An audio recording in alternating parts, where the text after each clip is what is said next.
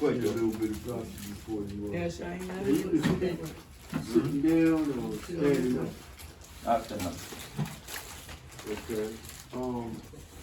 You stay right here, already. Still keep my distance, yeah, I'll stay back there, I'll stay back here.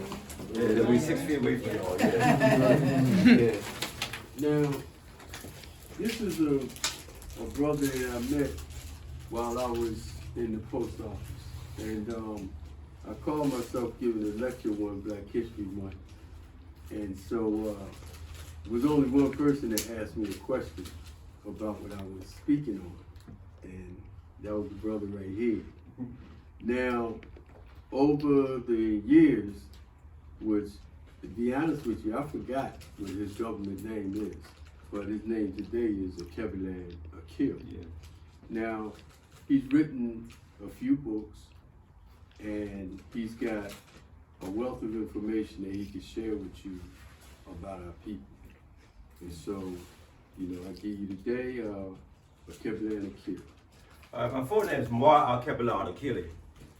When I changed my name, they forgot to put the I at the end of it, but it's no fact, it still has the same meaning. It means a descendant from the motherland, a descendant from a Kebalan, a descendant from the motherland, and Akil means one with intelligence and extreme wisdom. Doesn't mean I'm there yet, I'm trying to get there. George and I was speaking at the post office, and they would invite me every year. It wasn't inviting George. They brought George a couple times. It wasn't inviting him as much as it invited me, right? I realized I must be doing something wrong. Because if you tell the truth, you'll get attacked. They're not going to invite you. And George was coming strong, right? You know. So from that point, that's how George and I met in the post office. According to African traditions, because I'm going to do things according to ancient African traditions. We're talking about like 6,000 years ago. Right? So they're talking about 6,000 years BC. The year can't be 2021. It can't. Right. See, what they did with the Gregorian calendar, right, is they deleted everything that's African, everything that's black. So they started with the Greek. They ignored the stuff in Egypt. Yeah. Right. According to African traditions, I must get permission from my elders before I speak. And I don't think nobody is 70 years old. Right? 65. I'm 65. No, George. I'm 65. George older than me. Can I have permission to speak? Yes. Yes, sir, you can. All right.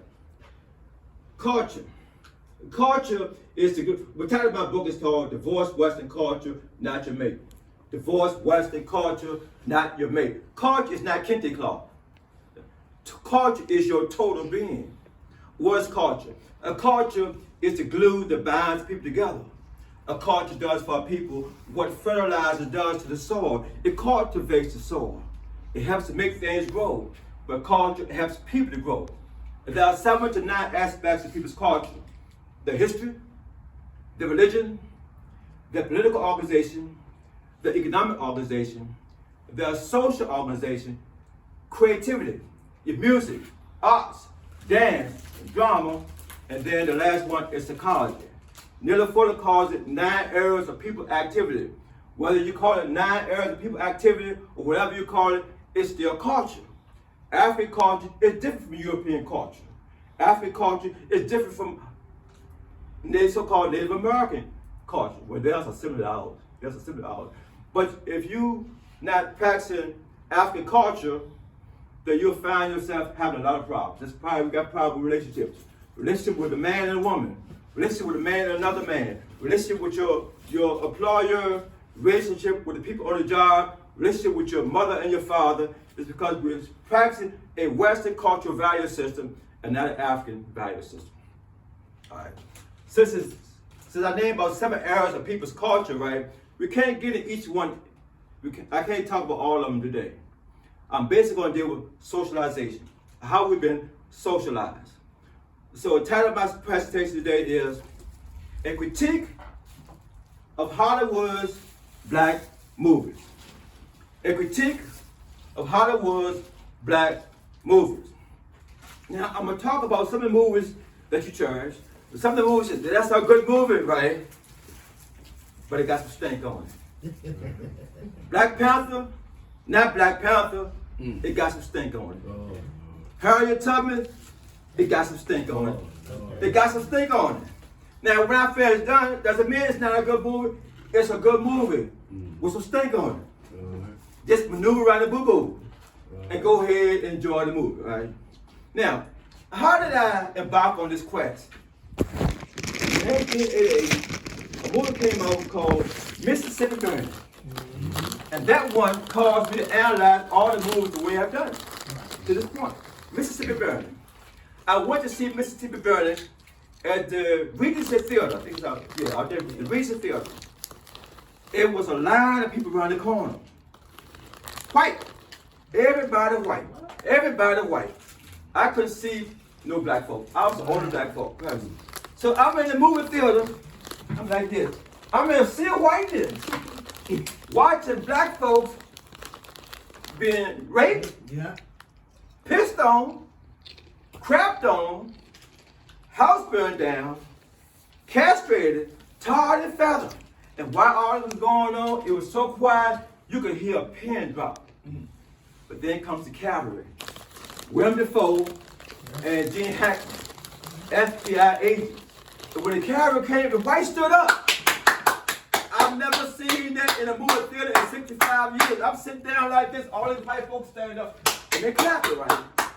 I couldn't wait to read the review to find out why would white folks come to a movie where black folks are being raped, pissed on, stanked on, castrated, right? And the answer was, there's a written rule in Hollywood.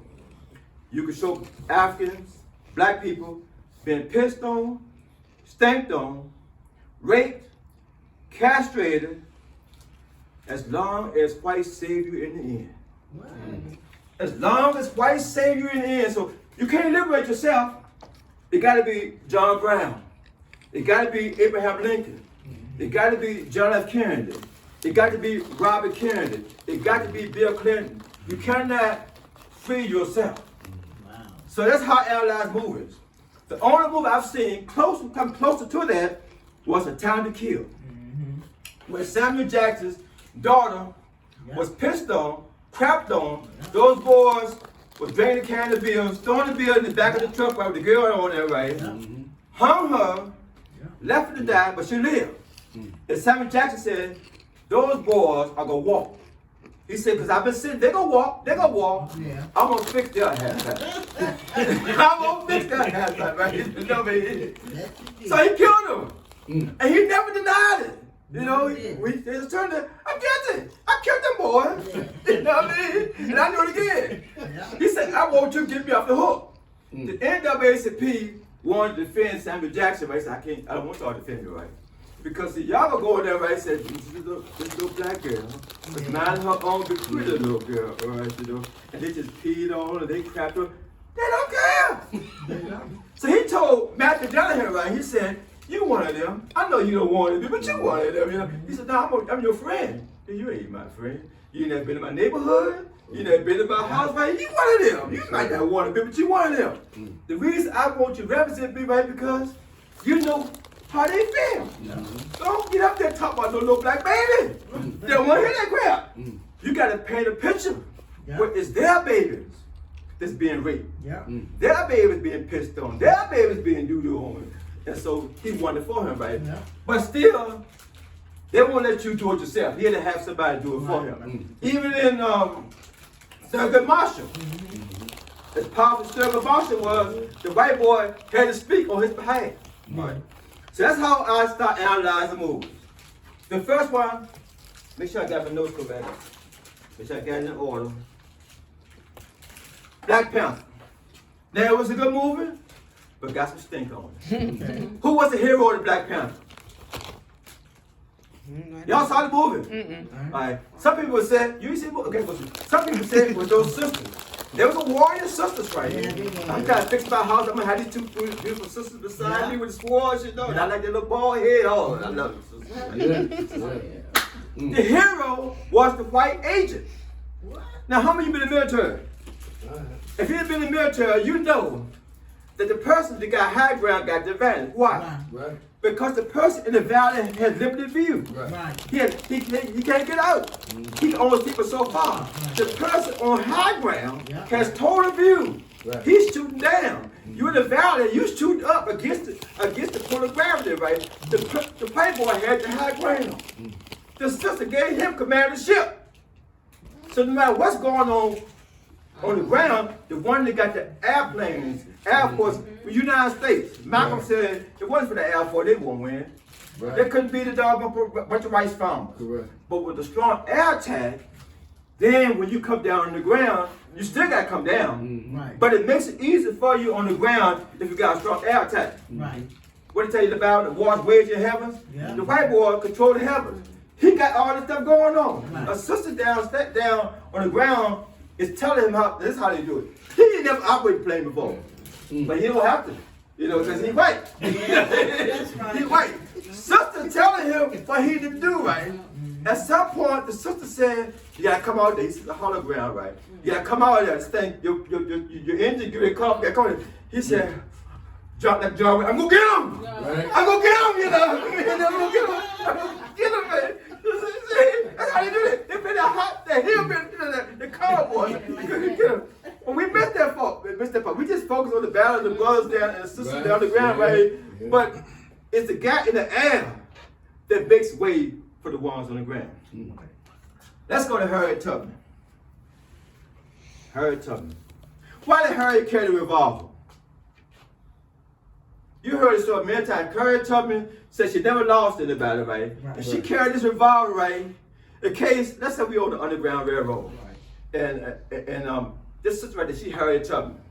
She got a revolver in case one of y'all turned back around. Unbelievable. This, in case one of y'all turned back around, she's not no lost man. But come on now.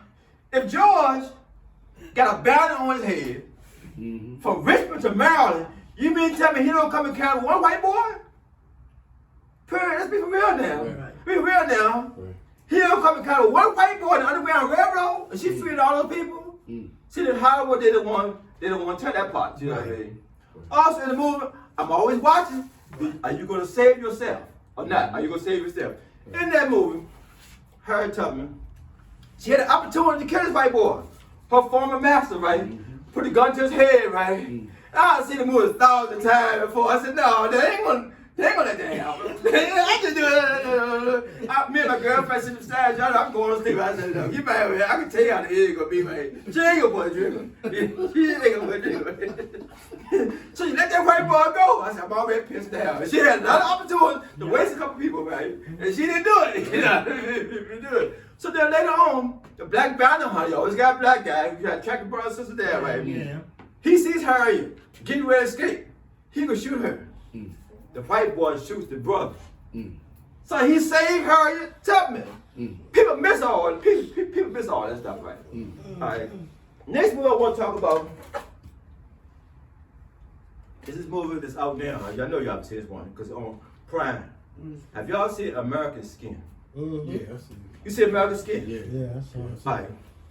Now, a lot of Africans, that's what Africa, you say African conscious, right? Yeah. You're growing. It means that you start with Africa as your center point, your focal point, right? Yeah. And then you move out. So when you look at stuff, you look at it from an African eye, right? So when people call me that I know in my circle African conscious, right? They said, go ahead and check this movie out. This movie is good. I would post it on Facebook on the strength of this guy probably conscious. And well, I've been looking at the movie, right? I don't do it no more. I look at the movie first. Right. I look at the movie because your eyes different from my eyes, right? I mean, everybody just talk about Black Panther. It's a good movie, right? But you get all emotionalism, right? What you do is, we are emotionalist people. We full of emotion. You Right. put the facts up front that have the emotion drive the facts on home. You don't put the emotion up front. So when I say stuff, right, if I can substantiate, don't be trying to, shun the brother and all that stuff. I'm being factual, right? So this movie we talk about called American Skin. In this movie, you got a Marine named Lincoln Jefferson, a brother, Lincoln Jefferson. He was a Marine. He did 2 tours in Iraq. When he come home, his brother knows the law like I do. I'm 5-0 in civil litigation. His brother, he said, according to the United States Constitution, this is his son, according to the United States Constitution, you got the right to resist an unlawful arrest. And what Lincoln tried to tell his son said, you're right, by the Constitution, but it don't apply to us. What? He said, when the cops stop you, just do what the cops said, right? Right. But Father, you try to take what I've been reading. He's going to white school now. They reading all this stuff. He said, well, see, you got all whites in your class, right? And that stuff apply to them. It don't apply to you. But the boy ain't listening, right? Right. So the cop stops Lincoln, which is the father, right? The cop stops him and said, let me see your driver's license, so and so and so, right? The boy takes video. Right. He figured, I got a right to record this thing, right? Right. And the cop tells him, put the camera down, like the sister doing there. Put the camera down. The boy don't put the camera down. Put the camera down. The boy don't put the camera down. He kills the boy. They go to court. They found the police officer not guilty. Right. So now Lincoln goes on this holy war, right, to avenge his son's death. Right. He takes over the police precinct. Mm-hmm. He got the police chief. He got all the police in handcuffs. Mm-hmm. He said, now we're going to have a new trial. I'm going to quote what he said, right? Because I don't want y'all, I don't want to push, I wish I had bad glasses. I want to make sure I got this thing right. Hold up. You must not read. You got reading glasses? Reading glasses? Yeah, I'm Yes, I going should read. to find it. I got to find it Will you first. read it, Natasha? Should read it. All right, hold on. Let me see, it's in court.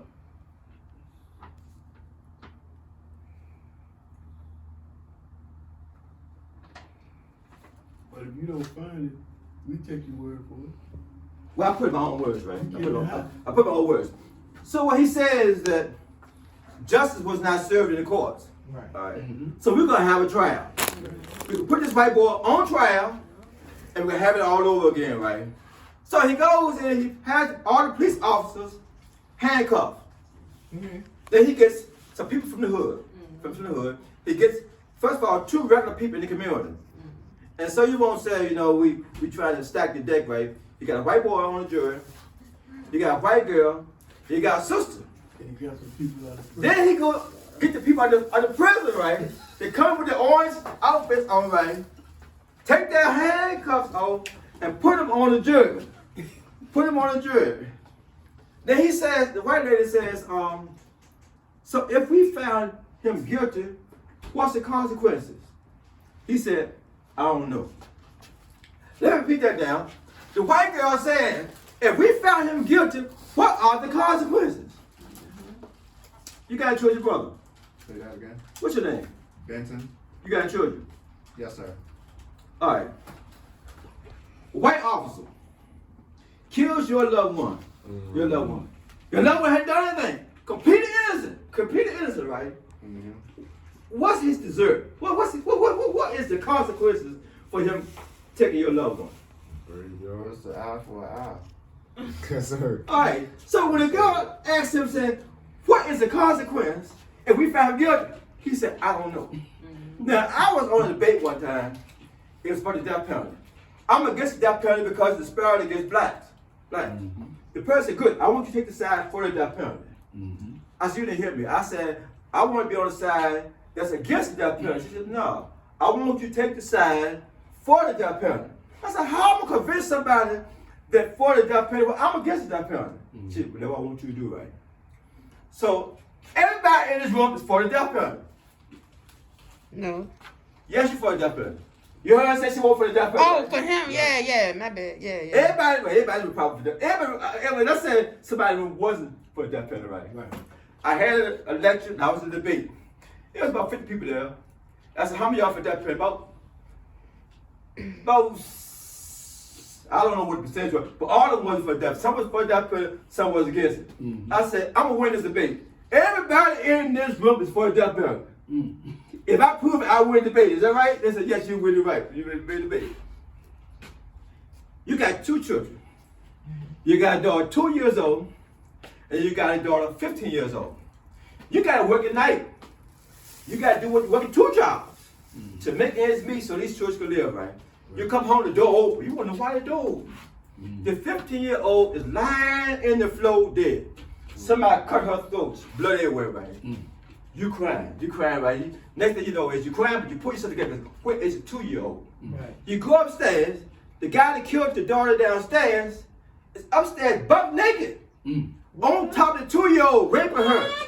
He can't rape her and have a knife in his hand as well, right? So he raping her, right? You see the knife on the dresser. What do? Stab him in the back. Everybody said, everybody, the ones who said there was a against death penalty, all of a sudden they were. I said, you're for the death penalty. You're not for legalized death penalty where there's a disparity in the state does apply certain rules over here to the white boy and certain rules over here. That's what you're against. But if somebody, I know for a fact, I told my daddy, right, if my dad was alive, he'd be 87, right? He said, anybody touch my daughters, right, they're going to wait for him. I said, Dad, Right. I said, Dad, said, you can spend time, you don't want to spend time in jail 80 years old. I said, son, if they touch my daughters, they're going away from him. Anybody That's right. It's no gray area, right? I knew I had to strap my daddy down. He said, they're gone. You know, if you harm anybody in my family, that's me now, you better hope the cop get to you before I get to you. Because I get to you, you're going to die twice. This is how you going to die twice. I'm going to put you in the ocean, right? But you think that, you try to swim, but you ain't no swimmer, and you drown. Then I'm going to bring you back to life. And you're going to drown a second time. Yeah. And you're going to drown a second time. So when she asked him, what are the consequences? Well, he said he don't know when his son was just murdered. Now, he goes to the brothers, right? He said, knowing the consequences, right, would you be able to find a guilty verdict? The brother said, that ain't the question. If we finally get the verdict, are you giving this just dessert? That's the question, right? That's the question right there. The brother was silent on that. Now, how the brother gonna be silent on two issues? Two issues like that, right? So they put the white boy on trial, right? And they said, I stopped you for speeding. What speed was I going? He said, I don't know. Why you don't know? Well, I can tell when you're going too fast, right? And we just clock you. So you can just clock somebody based on you feel that we're going too fast, but I can kind of gauge, what the speed of 25, I kind of gauge you. What kind of No, different cars, different. what kind of crap is that? So he kept drilling, white boy kept drilling him, right? He said, this is what happened.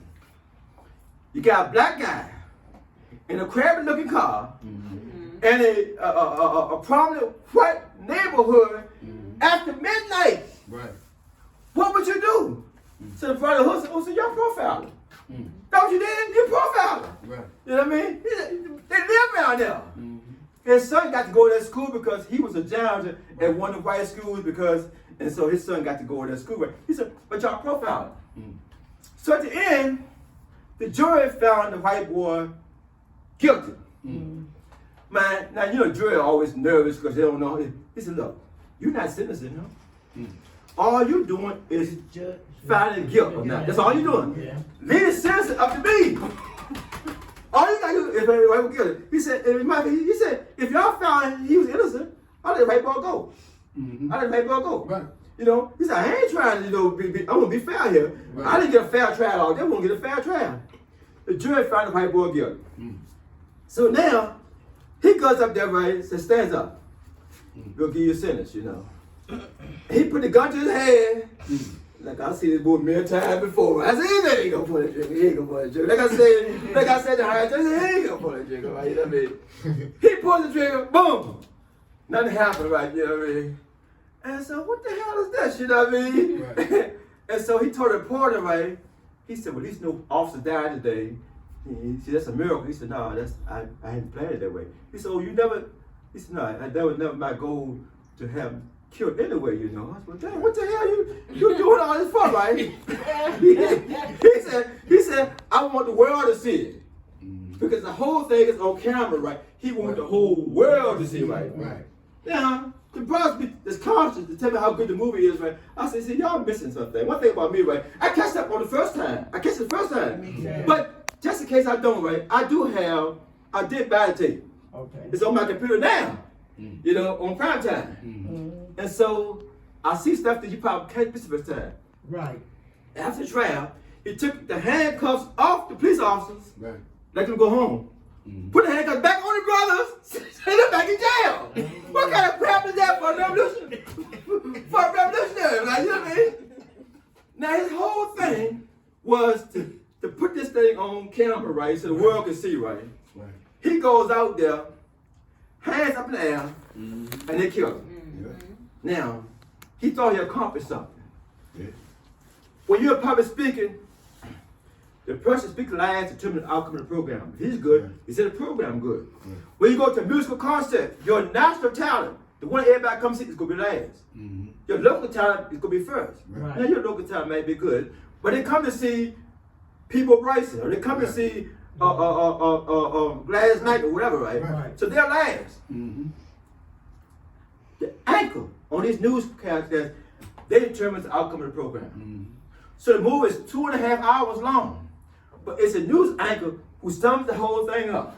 So now his thing was to get some positive out of this, so everybody can see all this. His news anchor said, Lincoln Jackson, a U.S. Marine, served 2 tours in Iraq, no doubt suffered from post-traumatic stress disorder, right?